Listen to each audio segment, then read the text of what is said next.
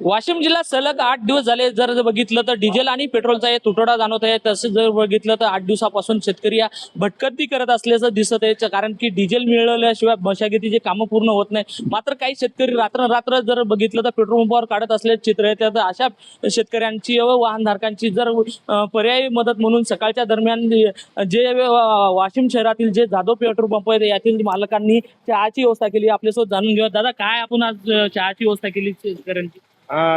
रात्री 2 वाजल्यापासून इथे बरेचसे शेतकरी बंधू इथे थांबले होते.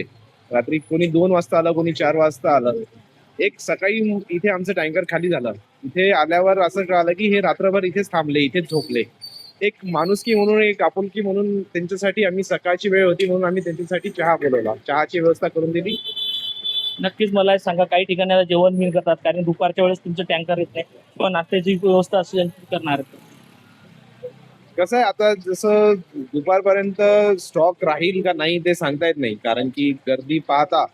पण तसं जर असलं आणि कोणाला जर का खरंच आवश्यकता वाटली, त्यांनी जर आम्हाला कडे येऊन जर म्हटलं की आम्हाला काहीतरी हे करा, तर आम्ही ती व्यवस्था करू. ठीक आहे, आपल्यासोबत अजून काही आहे. दादा, तुला सांगितलं आता नेमकी ज्या मालकांनी नेमकी सकाळी रातपासून इथं आहे, तर इथं नेमकी चहाची व्यवस्था केली, तुला कसं वाटलं?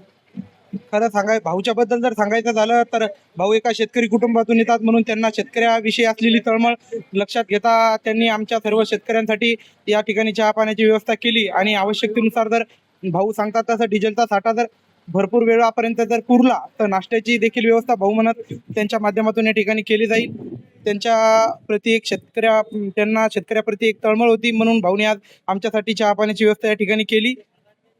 नक्कीच हे होते आपल्यासोबत शेतकरी तसेच पेट्रोल चालक यांनी सांगितलं की बा जसं म्हणजे ज्याच्या शेतकऱ्यांना किंवा वाहनधारकांना जसं व्यवस्था करता येईल तशी व्यवस्था इथं करण्यात येणार आहे. कॅमेरामन सचिन राणेसह विठ्ठल देशमुख, TV9 मराठी, वाशिम.